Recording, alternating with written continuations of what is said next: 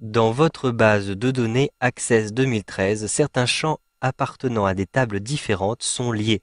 Par exemple, vous retrouverez le même identifiant client sur la table des contacts et sur celle des commandes effectuées par ce contact. Il est donc nécessaire d'indiquer au programme le lien entre ces valeurs. Cela vous permettra par la suite de croiser les informations de ces tables qui sont liées. Par exemple ici, si j'ouvre ma table avec les clients, je double-clique dessus. Vous le voyez, je vais à chaque fois avoir une référence client. Il s'agit d'un identifiant unique pour chacun de mes clients. Je pourrais ainsi les identifier très précisément. Si je me rends dans l'affichage en mode création, donc un clic droit ici, puis mode création. Vous le voyez, pour les références clients, j'ai ici sur la droite une petite clé qui m'indique qu'il s'agit là de la clé primaire pour cette table-ci. Si maintenant j'ouvre la table des articles, je double-clique ici sur article. De même, je vais avoir une référence produit pour chacun de mes articles. Et cette référence est unique. De même pour les commandes. Si j'ouvre mes commandes, je double-clique à cet endroit-ci, je retrouve les commandes dans un nouvel onglet. Et ici, vous le voyez, je vais avoir des références commandes. Mais je vais aller un petit peu plus loin. Avec un clic droit ici, je choisis le mode création pour voir le contenu de mes commandes. Vous le voyez, je vais avoir une référence de commande avec une clé primaire, mais je vais aussi avoir la référence du client et la référence du produit. En effet, le client va commander un produit et donc cette table de commande va me permettre de relier la table des articles et la table des clients. De même, je vais avoir ici des fournisseurs. Donc si je double-clique ici sur fournisseur, j'ai une référence fournisseur à chaque fois. Vous le voyez, j'ai 4 fournisseurs différents. Si je me rends dans la table des articles, eh bien, je vais avoir à cet endroit-ci la référence du fournisseur pour chacun de mes articles. Donc, cela me crée des liens entre les différentes tables. À quoi ressemblent ces différents liens? Vous allez vous rendre à l'intérieur de l'onglet Outils de base de données pour ensuite retrouver les relations. Je clique à cet endroit-ci sur Relations.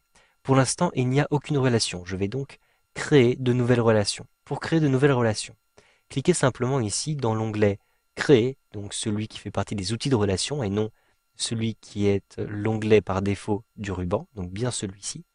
Dans cet onglet Créer, vous allez choisir Afficher la table. Vous avez une nouvelle fenêtre qui apparaît et qui vous propose les différentes tables. Vous pouvez aussi retrouver les requêtes ou les deux. Je vais me contenter des tables. Ensuite, vous pouvez ajouter vos différentes tables. Je clique sur Article, puis je choisis Ajouter. Je clique sur Client et je choisis Ajouter. Je peux déplacer cette petite fenêtre pour que vous puissiez mieux voir les différentes tables qui sont ajoutées ici dans cet espace.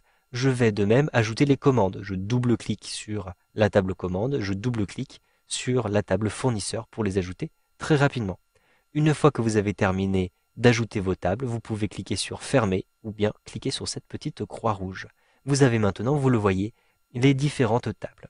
Pour réorganiser ces différentes tables, vous allez tout d'abord les redimensionner. Vous voyez que ici, les différents champs apparaissent, mais nous ne les voyons pas tous. Je peux utiliser la barre de défilement, mais le mieux, c'est d'agrandir la table simplement en positionnant le curseur de la souris sur le bord de la table, puis avec un glisser-déplacer, vous allez agrandir la taille de ces différentes tables comme ceci. Maintenant que vous avez précisément le contenu de ces différentes tables, vous pouvez les réorganiser. Vous allez avoir une structure hiérarchique. Donc, tout d'abord, vous avez les commandes au milieu.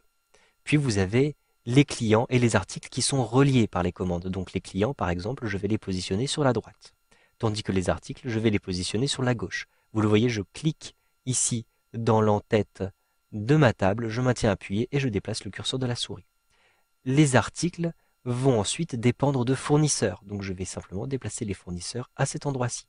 Donc vous le voyez, les fournisseurs donc, se trouvent en dessous des articles qui se trouvent en dessous des commandes et les commandes vont permettre de relier les clients et les articles. Donc les clients et les articles dépendent ensemble de ces commandes. Pour recréer les différentes relations, il vous suffit de créer les relations avec un glisser-déplacer. C'est très simple. Vous avez par exemple ici une référence de produit. Je clique à cet endroit-ci, je maintiens le bouton de la souris appuyé et je déplace ma référence produit ici jusqu'à la référence produit des commandes. Ensuite, je relâche le bouton de la souris et vous le voyez, on me propose de créer une relation. Pour l'instant, nous n'allons pas modifier les types de jointures. Je vais simplement cliquer sur Créer. Et donc, vous le voyez, la référence produit de la commande va correspondre à la référence produit de l'article. De même, je vais ici déplacer mes références clients au niveau des références clients de la table des clients et je choisis créer pour créer cette relation. Enfin, je vais ici utiliser les références de fournisseurs. Ce sont les mêmes références que dans la table des fournisseurs. Donc je clique sur créer. Donc vous le voyez, les fournisseurs fournissent des articles, les articles sont commandés et ces commandes sont générées par des clients.